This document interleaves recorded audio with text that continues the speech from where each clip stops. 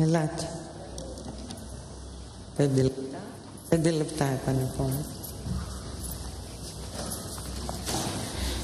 Κυρίες και κύριοι συνάδελφοι, θα ήθελα να μιλήσω με όρους πολιτικούς και κοινωνικούς για το νέο αναπτυξιακό νόμο, γιατί πιστεύω ότι αυτός ο νόμος έχει ειδική πολιτική και κοινωνική βαρύτητα.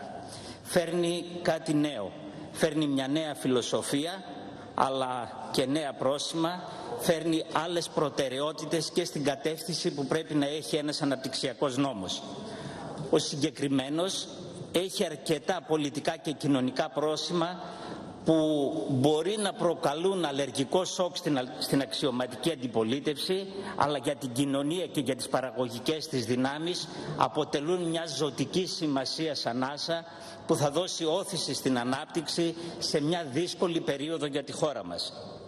Θα προσπαθήσω να εστιάσω σε μερικά θετικά στοιχεία αυτού του νόμου που τα θεωρώ εξαιρετικά σημαντικά. Το πρώτο τέτοιο στοιχείο είναι αυτό της κοινωνικής δικαιοσύνης που φέρνει ο νόμος, γιατί προσανατολίζει στη στήριξη των πολλών, των μικρών και μεσαίων επιχειρήσεων και όχι στις μεγάλες, στις λίγες, τεράστιες μονοπωλιακές επιχειρήσεις.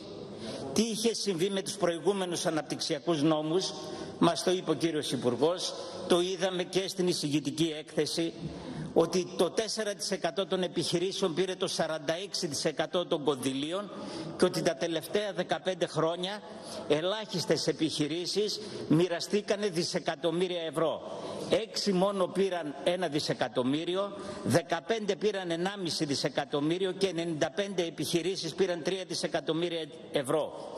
Έτσι οι προηγούμενοι αναπτυξιακοί νόμοι συνέβαλαν να αυξηθεί ακόμα παραπέρα η ανισότητα στη χώρα μας και με τη σειρά της αποτέλεσε αυτή την αιτία της κακής εξέλιξης της οικονομίας μας τα τελευταία χρόνια. Τώρα όμως τίθεται ένα όριο, ένα ανώτερο ύψος της ενισχύσης των 5 εκατομμυρίων ευρώ για κάθε σχέδιο και 20 εκατομμύρια ευρώ για όμιλο επιχειρήσεων. Γιατί θεωρούμε ότι με τον τρόπο αυτό επιτυχάνουμε την διασπορά σε περισσότερους ωφελούμενους από αυτές τις κρατικές ενισχύσεις. Τώρα πια ενισχύσεις ύψους 155 εκατομμυρίων ευρώ σε ένα και μόνο πρόσωπο, όπως είδαμε στο παρελθόν, δεν πρόκειται να ξαναγίνουν. Ακούσαμε με μεγάλο ενδιαφέρον την κυρία Σιμακοπούλου τόσο στις επιτροπές τις προηγούμενες μέρες αλλά και χθες εδώ στην Ολομέλεια της Βουλής, όπου επέκρινε το νομοσχέδιο και εμάς γιατί επιλέγουμε επενδυτικά σχέδια και δεν δίνουμε σε όλους, και επίσης γιατί επιχειρούμε να θέσουμε προτεραιότητες με βάση κάποιες αριστερές ιδεολειψίες. Ποιες είναι αυτές οι ιδεολειψίες μας? Είναι η ενίσχυση πρωτίστως των μικρομεσαίων αντί για τις μεγάλες επιχειρήσεις, είναι η ενίσχυση των επενδύσεων, είναι οι επενδύσεις που δημιουργούν θέσεις εργασίας, η ενίσχυση των επενδύσεων που θα δημιουργήσουν καλοπληρωμένες θέσεις εργασίας και όχι απλώς των τάσεων της οικονομίας. Λοιπόν, αυτά δεν αποτελούν ιδεολειψίες, αλλά είναι σαφής πολιτική επιλογή μας. Ο αναπτυξιακός νόμος που συζητάμε σήμερα, όπως και το αναπτυξιακό σχέδιο και το ΕΣΠΑ που θα έρθουν, έχουν τις ίδιες θεμελιακές αρχές. Ανάπτυξη στη βάση του πραγματικού ελληνικού ανθρώπινου δυναμικού, έμφαση στην παραγωγή, καταπολέμηση των ανισοτήτων. Η ανάπτυξη που θέλουμε πρέπει να αυξάνει την απασχόληση κυρίως εξειδικευμένων ανθρώπων για να συγκρατήσουμε την φυγή των νέων επιστημόνων στο εξωτερικό. Γι' αυτό και ενισχύουμε την καινοτομία, την έρευνα και την ανάπτυξη. Έχουμε ένα ανθρώπινο δυναμικό εξαιρετικής ποιότητας με το οποίο μπορούμε να στηρίξουμε μια ανάπτυξη που να είναι δομημένη γύρω από τις δυνατότητες που έχει αντικειμενικά η χώρα μας και τα συγκριτικά της πλεονεκτήματα. Επίσης, αυτός ο αναπτυξιακός νόμος που καθορίζει το πλαίσιο των επενδύσεων και υπόλοιπων ενισχύσεων του ιδιωτικού τομέα δεν επιδιώκει μια καλύτερη θέση της Ελλάδας στον παγκόσμιο καταμερισμό εργασίας με βάση είτε του φθηνότερου κόστους εργασίας είτε της χαμηλής φορολογίας.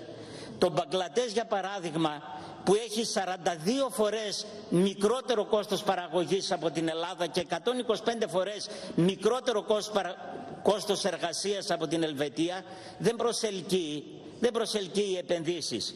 Αλήθεια, ο κύριος Βορίδης μας είπε ότι 3 είναι τα σχέδια της ανάπτυξης. Το ένα το σοβιετικού τύπου, το άλλο αυτό που εμείς προσπαθούμε να εφαρμόσουμε και το τρίτο αυτό της Νέας Δημοκρατίας που προβλέπει χαμηλή φορολογία και χαμηλό κόστος εργασίας. Αφού αυτό το τρίτο σχέδιο ήσασταν κυβέρνηση και το εφαρμόσατε, τότε γιατί δεν φέρατε την ανάπτυξη? Τότε γιατί δημιουργήσατε 1,5 εκατομμύριο ανέργους? Γιατί μειώσατε κατά 25% το ΑΕΠ της χώρας? Εμείς δίνουμε έμφαση στην παραγωγή. Με αυτόν τον νόμο μπαίνουν, νομίζω, βάσεις για να επαναεκβιομηχανιστεί η χώρα μας με τη στήριξη της καταραίουσας αλλά όχι απαξιωμένης ελληνικής βιομηχανίας. Θέλουμε επίσης την εξωστρέφεια των επιχειρήσεων, την συνεργασία μεταξύ των επιχειρήσεων και βέβαια κάνουμε ό,τι μπορούμε και βοηθάμε προκειμένου οι ενισχύσεις αυτές να φτάσουν στους συνεταιρισμούς και στην κοινωνική οικονομία. Επίσης, τελειώνοντας, θέλω να πω το εξής. Ένα άλλο πολύ σημαντικό κομμάτι στην ανισότητα που δημιουργήσατε είναι αυτό που έχει να κάνει με τον τρόπο που μοιράστηκαν τα χρήματα από τους περισσότερους αναπτυξιακούς νόμους. Εδώ στην Ελλάδα ζούμε και τα έχουμε δει με τα μάτια μας. Τέρμα πια το να δίνονται ενισχύσεις σε μια επιχείρηση και μετά να μην παρακολουθείτε καν αν η επιχείρηση δημιούργησε τις θέσεις εργασίας που υποσχέθηκε. Και τα χρήματα να έχουν ενδεχομένως βρεθεί μυστηριωδώς πώς στην Ελβετία.